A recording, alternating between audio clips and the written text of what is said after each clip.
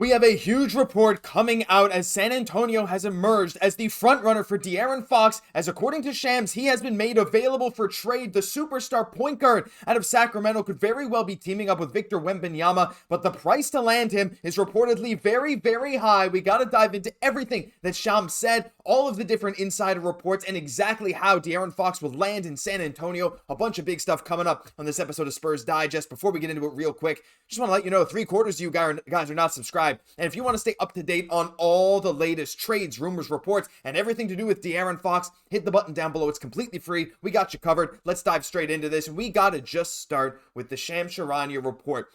Just in, the Sacramento Kings are expected to open up talks to potentially deal all-star De'Aaron Fox ahead of February 6th trade deadline. Sources tell ESPN there will be plenty of suitors, but it's believed that Fox has a target destination in mind ahead of 2026 free agency. And this was shortly followed up by James Ham tweeting out that according to multiple sources, if De'Aaron Fox leaves the Kings via trade, his preferred landing spot is the San Antonio Spurs. It could be an interesting couple of days in Sacramento. There's a lot of stuff going on. We even got this from Evan Sittery saying the Spurs and De'Aaron Fox are believed to hold significant mutual interest in a future partnership. Per source, Fox believes he's the missing piece in San Antonio alongside Victor Wembanyama to make them a sustainable title threat in the Western Conference for years to come. So there's a lot to break down here. I mean, we've heard the Spurs in talks with De'Aaron Fox before. We've seen so many mock trades, but it finally seems to be coming true. Let's dive into what Fox brings to the table. I mean, he's a multi-time All-Star. The dude has been like an All-NBA level guard. He's just entering his prime, 27 years old,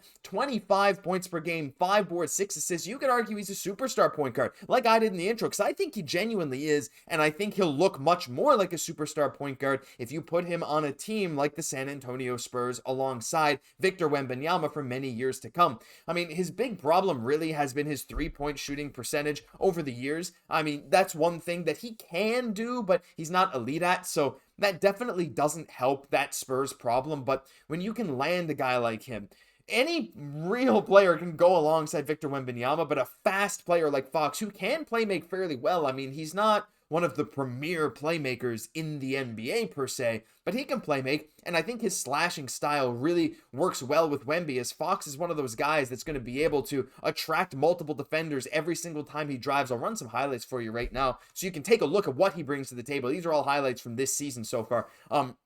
He's been unreal for the Sacramento Kings. He was actually off to a very hot start this season. And just watching him play, the speed he brings to the table, the scoring ability, and even the playmaking, the rebounding, and occasionally the defense. I mean, his nickname of Swipe of the Fox doesn't come from nothing. I'm not going to say he's a premier perimeter defender either, but he can get some steals here and there, and he's really not bad. Not to mention, he can afford to gamble maybe a bit more when he knows he has a guy like Victor Wembanyama behind him, as opposed to a guy who's not as much of a rim protector like Domantas Sabonis. And if we go back to his stats, I mean, my gosh, like, the Spurs need that secondary scoring threat right now, because as of right now, the main guy is Devin Vassell. I mean, he's really that guy who's the second leading scorer behind Wemby, and he's only averaging 16 a game. Now, again, coming off an injury, those numbers are lower than we would have liked. I would have loved to see Vassell average 20 a game this year, a fairly efficient 20 a game. His percentages have been coming up slowly since returning from injury, right? They were a bit lower. Field goal percentage could still climb, but 38% from 3 is not too bad. And as usual, he is one of the NBA's premier corner three-point shooters with that 52.4% this year.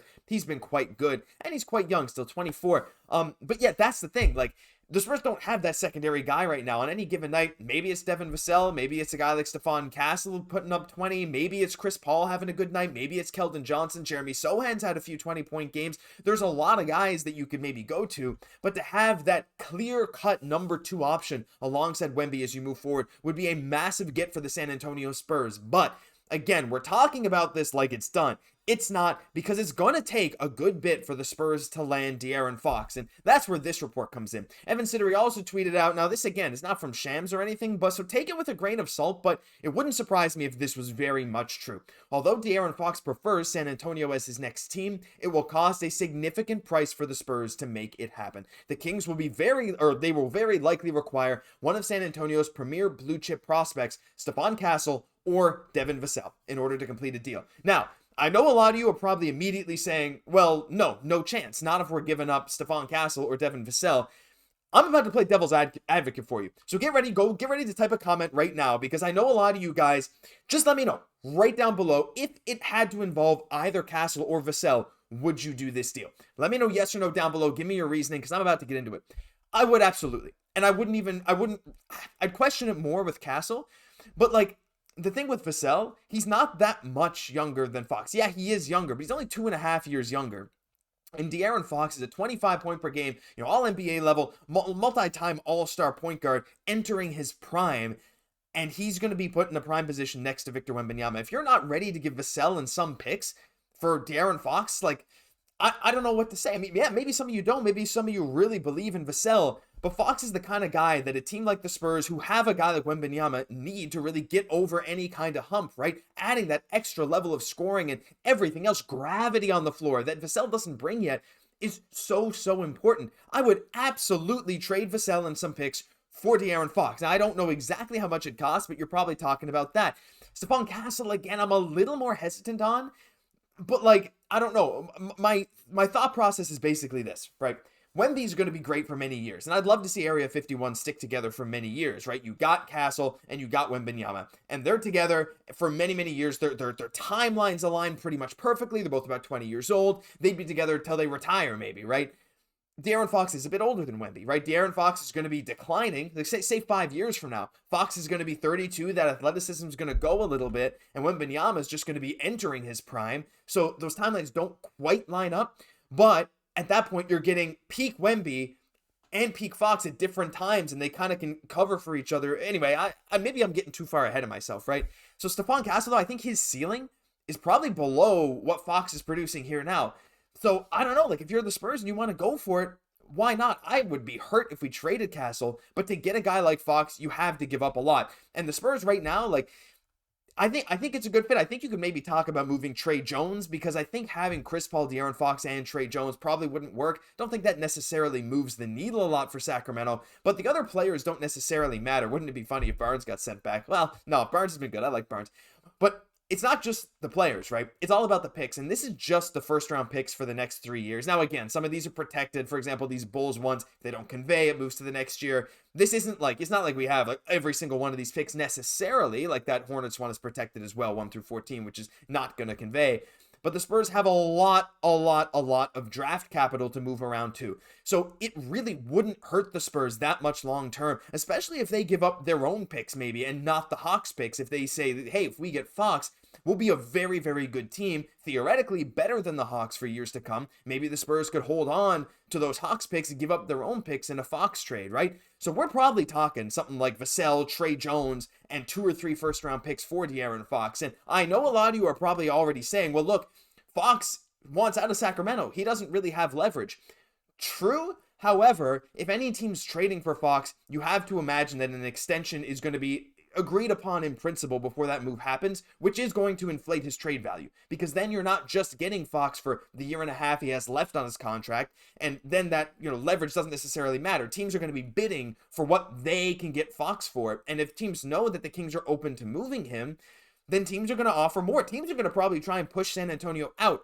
But the thing is, there aren't very many teams who have the capital that San Antonio has, whether it's in terms of players or draft picks, to make a deal like this happen, let alone the cap space for years to come and the perfect situation, right? So that's, and the Spurs and Kings have some decent trade history, right? So that's another little aspect to it too.